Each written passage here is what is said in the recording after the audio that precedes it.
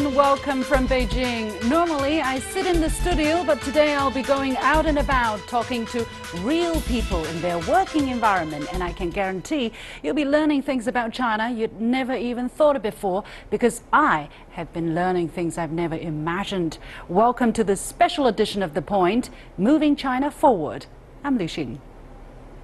It's that special time of the year again. Representatives gather to take stock of the past and map out the future. How will the gathering affect China and its people? Join me, Liu Xin, in a special series of The Point as I host panel discussions and go out and about to quiz the people moving China forward, only on CGTN. During the ongoing two sessions, China's military budget discussions have been under close watch by observers around the world. We already know the 2017 budget will expand by 7% for the first time, exceeding 10 trillion renminbi or 1.5 trillion US dollars. This comes after US President Donald Trump proposed a 10% or 54 billion US dollar surge in US military spending. What does that mean in real terms? Many of the worries of the international community involving China's growing military strength are based on emotions rather than substance, something that China understands all too well. At the College of Defense Studies in the National Defense University north of Beijing, many officials from around the world are routinely invited to participate in discussions and symposiums hosted by their Chinese counterpart so they can understand each other better. I paid a visit there last week where I was given a special tour. This is the lecture hall of the College of Defense Studies of the National Defense University. I'm greeted by Professor Xu Hui, who is commandant of this college. Professor Xu, thank you for having us. Welcome, Liu Xin. Welcome to our class. Thank you very much. First of all, tell us a bit about this lecture hall, that we have so many different national flags here. What's going on here? This is the class mainly for the English-speaking student.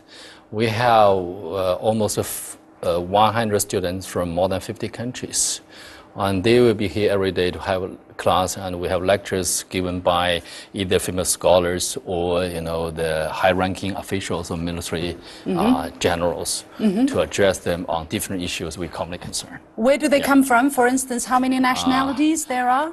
They're coming around almost 5 continents. For instance, we have so many, this is from Singapore, he's a captain, and Greece, Brazil, and Thai, and Philippines we have, and German, Pakistan. So it's really a multicultural, class. And people here, we have a nickname for this course. We call it Mini UN of the Military. Mini UN of So we very much value this diversity and multicultural background. So we encourage students to have a kind of shared learning. So in addition to learn from the professors, guest speakers, we encourage all our students share their views. So that's a way of collective learning. What do you study? What do you talk about? What are the subjects, for instance? Our focus on the topic is, we call it National Security Strategy Focused course. We have several modules like international security, environment, and we'll talk about the general situation and different regional security and major challenges, crises, timely realistic problems. And also we will tell the students how to form a national security strategy, how to make peace. Yes. And military building, army building, defense strategy, and also use of force, something like that. Yeah. What did you talk about here? For instance, 3 key variables, rise of China, US coming back, and regional disputes. What is the subject This is one here? of the slides for the topic of Asia-Pacific security situation. And these are 3 key variables we think that, actually their interactions will shape Asia-Pacific security yesterday, today, and tomorrow. Especially, China's rising was regarded more or less by some of the countries as the puzzle of the 21st century, or one of the key variables. And no need to mention about Asia. And the other one is the coming back by the US, after 20 years engagement in the Middle East.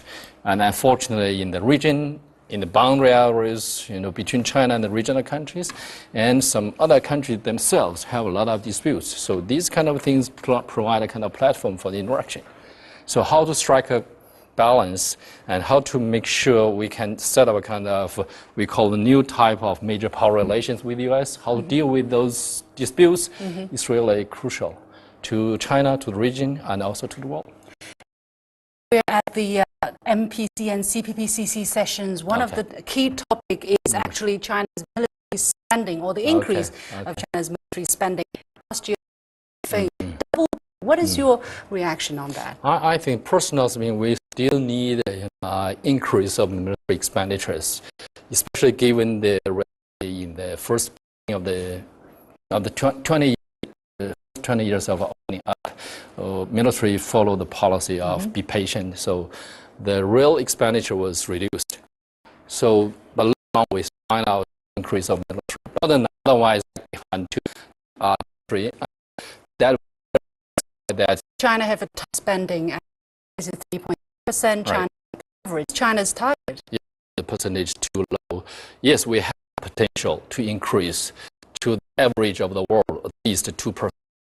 But we don't have to compare one third to half of the global military budget. And much we needs and security. I think one general speaking is okay. Yeah. However, it's drastically, or the president of the United States is proposing drastically increase military spending that we have determined by Americans and determined by their evaluation of the international security.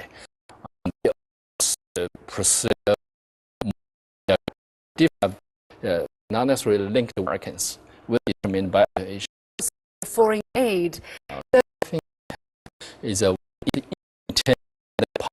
use this part of aid is really debatable, because it used to fight in the battlefield.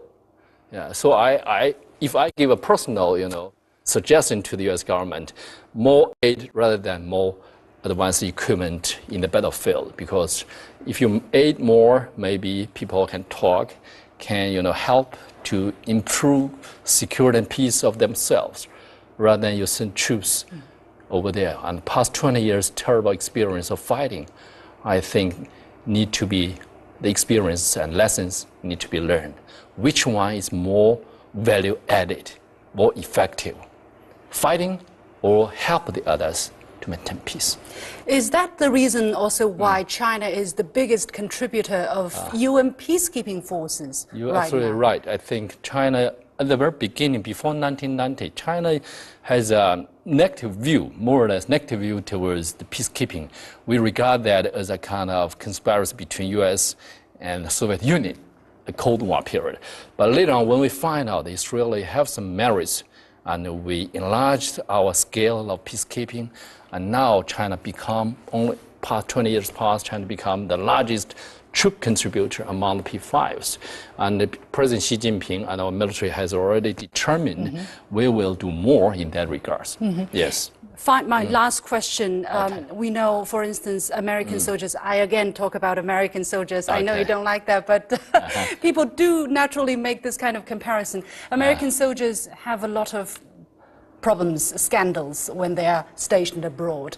How do you make sure that the Chinese peacekeepers will behave themselves as we are seeing more and more of them around the world? You are right. The image of China, or the perception, global perception on China, especially the military, is something that is still has a kind of sense of mysterious.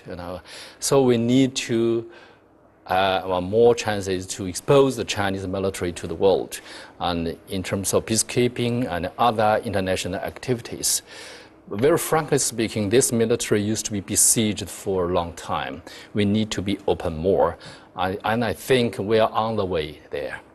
Yes. And maybe the more, I believe, the more the world knows China, Chinese military, the Chinese people and will be welcomed in the in terms of peacekeeping and cooperation is maintain regional peace and stability. So it's really a fitting venue for our interview because we're exactly at a place where we're opening to our international counterparts. Yeah, I hope this is very important. Most of the students, no matter they are coming from America or from very poor developing countries, even those countries have a good relationship with China, their knowledge about the Chinese military is quite limited. So they acknowledge it. Coming to China and learn from here, learn from each other is a very good way to learn to know this country. Thank you very much, Professor Xu Hui. Thank you, Liu Xin. Thank you. Yeah. Well, we've heard the Chinese perspective. So what do the foreign military officers themselves think about the Chinese military and their experience in China? I talked to a few of them. Abdullahi from Cameroon. My name is Nenad Sretenovic. I'm colonel from Serbian Armed Forces. My name is Blažo Georgievski. I'm from Macedonia. Colonel Ildefonso Burundi. I come from Burundi. I'm Commander Dimitris from Greece. My experience about this institution and the People's Liberation Army in general are quite excellent. And I participated in a lot of exercise in Serbia, but also international exercise with NATO and Partnership for Peace. I can say that China is very, very good trained, and that is same level, maybe in some task, maybe high level I can see here in China. Here officers is so friendly. They always like to help us, to explain us. But in Canada, sometimes they like to be, how to say, they have some other obligations. Very professional in his job. The only thing that Chinese Navy can improve is to participate in some operations like refugee crisis, more active. So that was my visit to the College of Defense Studies of the National Defense University. As I mentioned earlier, since I talked to Professor Xu, the commandant of the college, news has broken that China will increase its military spending by 7% this year. That is lower than the previous year's growth of 7.6%. This means China's military spending will remain at about 1.3% of GDP, much lower than the world average of 2.3%. The 7% increase is also much lower than the kind of double-digit growth that some in China had been calling for. So it's not just foreign counterparts who need to understand China's military thinking, but also the Chinese people themselves. Whatever the reasoning behind this figure, it is clear China will pursue its own military policy as it sees fit.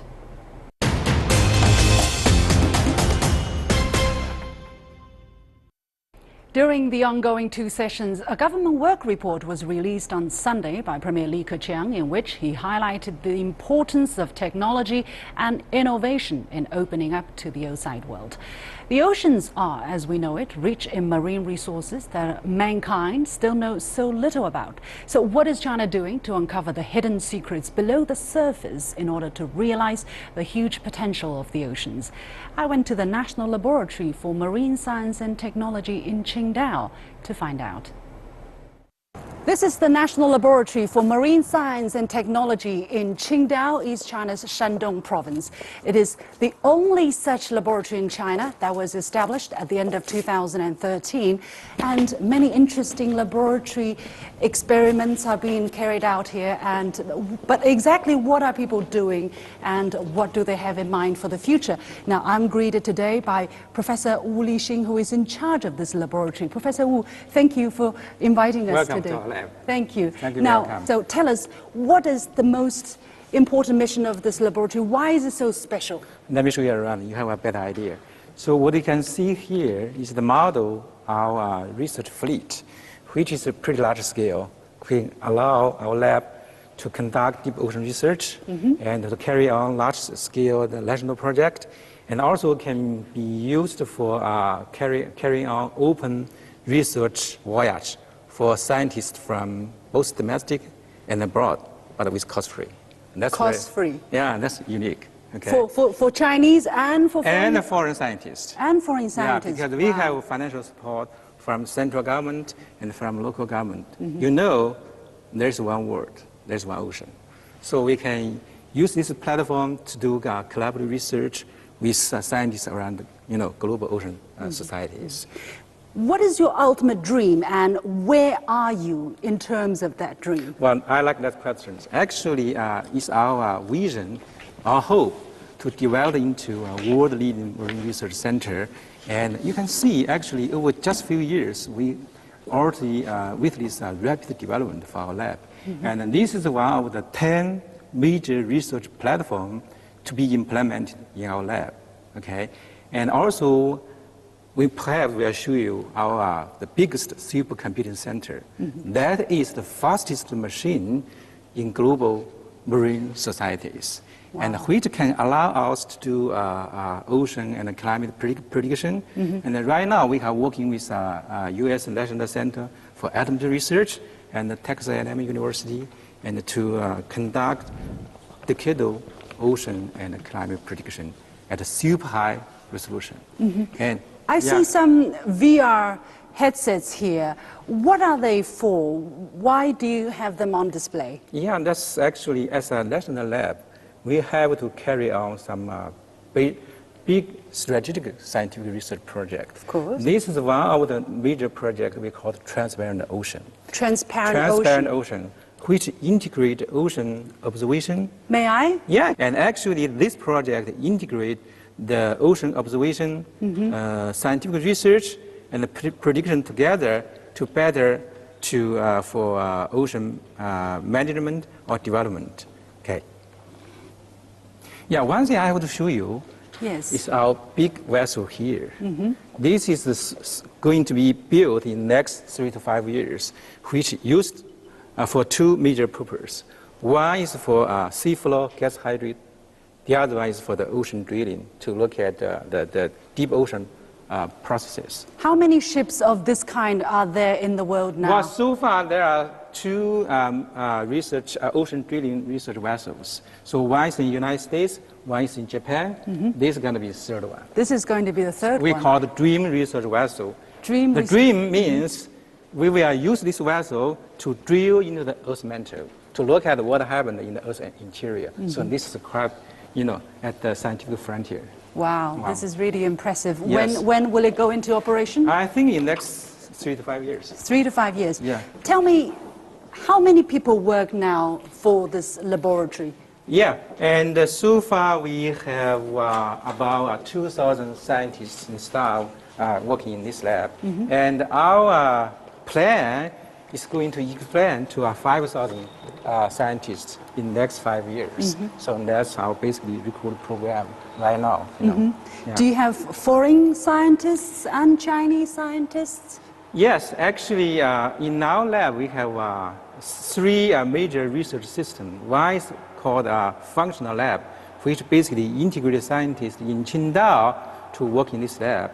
The second one is called a joint lab, which brings scientists and technologists from other cities in China to work together. The third one we call the open studio, which is basically for the foreign scientists to come to our lab for a short-term visit and research. So, yeah. If I would be a foreign scientist, why shall I choose to join this lab? Very good question. Actually, there are many good reasons to come to our lab. And we have a very good salary system, and we have a very flexible employment system. Like right now, we are running dual employment system. Okay, and the scientists here have good freedom to select their interest project, and also we have better management and technology support for scientists here. So it's basically scientist-oriented in our lab. How much interference, let's say, or how much management does the government imply on our lab, or will the scientists have much freedom in deciding and in the direction? Yeah, that's actually the unique of our lab. The government, invests money to this lab, and the scientists has the freedom to do whatever they are interested.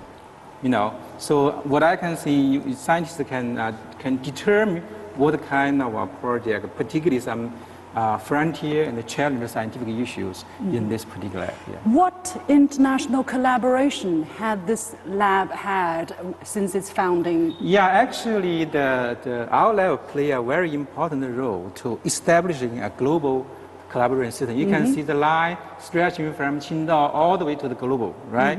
So, and actually, we just signed a contract with Australia.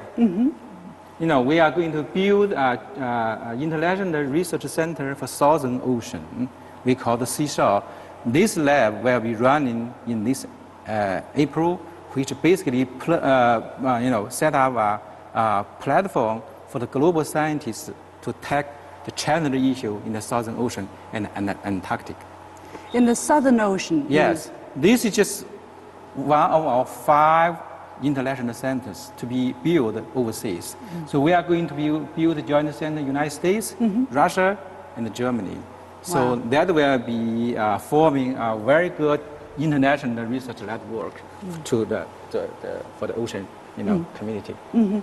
Now, China has its ocean strategy, let's say, which we presented since 2014 and more and more formulated in recent years. What is it? What's China's view on how to share the management or exploration of this vast ocean surface? Yeah, and actually in last year we our lab initiated a symposium called Global Ocean Summit, which bring the leaders of the major oceanography institutes in the world to our lab to discuss the potential collaboration in the ocean knowledge and the discovery and the scientific challenges and the resource utilization.